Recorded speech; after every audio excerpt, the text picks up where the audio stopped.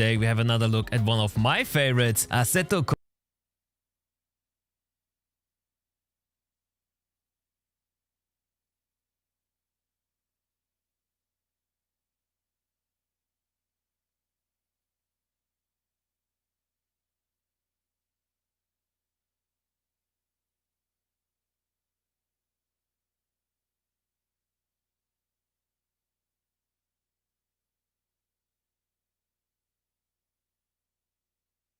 Attention all sim racers! Assetto Corsa Competizione setup presets are setting you up to fail.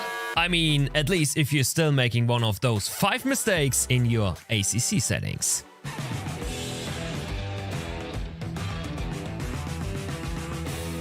And with that, welcome back to Overtake.gg, and today we have another look at one of my favorites, Assetto Corsa Competizione. Because now and then I see sim racers not knowing about 5 easy setup fixes that, if not taken into account, will seriously hurt your lap times. So before we jump in, if you learned something new today, don't forget to leave a like and subscribe to Overtake and ring the bell for mobile notifications so you never miss any of our new uploads. But let's start with mistake number 1, force feedback clipping. The force feedback in ACC is a point of controversy for many sim racers out there. Some love it, others just can't stand it. On the other hand, the fact is that it's pretty accurate to what actual race drivers feel in their steering wheel. Whether those forces make up for a good FFB without the help of gravitational forces also being transmitted is where opinions differ. However, it is important to understand that every bit of information about the condition of the car on the track is critical in order to be able to fire out consistent, fast lap times in the long term. And the last thing anyone needs then is FFB clipping. The state where your wheelbase is putting out so much force that details get lost. Ever noticed that little bar over there? No? That's mistake number 1 for you. You should set up your in-game FFB gain to be as high as possible without this bar ever staying red for longer than a split second. To have some eventual clipping is fine, just make sure the graph isn't staying red for too long, as this will cost you massive time and especially consistency. Mistake number 2, choosing the wrong brakes. Yeah, having a look into the setup menu can make you dizzy as a complete beginner. So many options, so little information regarding what you actually should change. And usual, the answer everybody has here is use the aggressive preset. And that's a fantastic starting point and you should be using that. But what if I tell you that the aggressive preset is actually setting you up to fail? Don't get me wrong. The preset is a good starting point, yes. But sadly, many settings in there need changing for you to be even remotely competitive. First one, the brakes. In ACC you can choose 4 different brake disc setups, and oh boy do they differ from one to the other. Let's see how many massive differences are labeled in the game.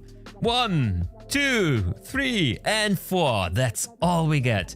The default when loading an aggressive preset is 2, so is that the best one to race with? Not really, because I would assume that most of our daily races we do in ACC are actually sprint formats. Races that are not longer than 30 minutes tops. You see, the brake disc number 2 is actually designed for endurance racing.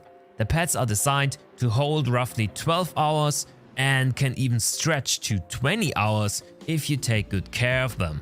The downside, they don't have the same bite and performance as the number 1 pads, which are designed for sprint racing. So if you're trying to set a fastest lap time in training or a quali session, set the pads to 1. 90 to 120 minutes of lifespan before they rapidly lose their potency is more than enough and will give you the extra edge on the brakes to beat your rival in the deciding moment of the race. Before we move on to mistake number 3 that is even more agonizing, as it turns off your engine's juice. For the sake of completeness, brake pad number 3 is best for racing in the rain, and brake pad 4 is more of a dummy brake for testing that will lose performance rapidly after 1 or 2 laps. So keep your hands off that. But now, mistake number 3, the engine mapping. Sadly, it doesn't stop with the brakes. In the default aggressive preset, the wrong engine mapping is also selected. Just like with the brake pads, the default setup is equipped with the right setting for endurance racing. A mapping with a normal fuel consumption with an aggressive throttle map. But again, most ACC races are short ones, or you're doing some training laps on your own. Select 1 to get the most power out of your engine, as fuel consumption is not really an issue in a short format race. Just imagine you playing this game for years without knowing this. Racing with a handicap like that, you literally had less horsepower than all the others. This is super essential. If you want to learn more about engine mappings and what the different stages mean, let me know in the comments down below and maybe we do a full-fledged out tutorial on it. What do you guys reckon? But let's move on to mistake number 4, not bothering with tire pressure. Setting up the car and finding the right balance is tricky and takes time to perfect. Setting up your tires, on the other hand, is a chore and it needs to be done in order to be quick on track. Some would even say ACC is a tire pressure simulator with some racing on the side. This goes as far as meaning that your tires will lose a ton of performance when driving 0.5 psi outside of the perfect operating window. So, quick guide. Do 3 laps on track to see where the preset pressures are at. When you head back to the setup menu, you can find the hot pressures here and then try to adjust them so that every tire on the car performs at 27.7 psi. But the most important thing is save the setup afterwards with the ambient temperature in the file name. By doing so, you are giving yourself a chance of adjusting the pressures easily when the temps in the air and track change. Do you know how often the temperatures are different between the quali and the race session? It's ridiculous. But saving your setup together with the tire temps you were adjusting it to, you will now gain a head start in figuring out the new values. The rule of thumb is 1 click for every degree Celsius of temperature change. But just be careful not to overdo it. It's roughly 1 click per degree. Not exactly. It's actually more like 0.9. So adjust it to the rule of thumb, but if you had to adjust it a ton, maybe go 1 or 2 clicks back. Mistake number 5.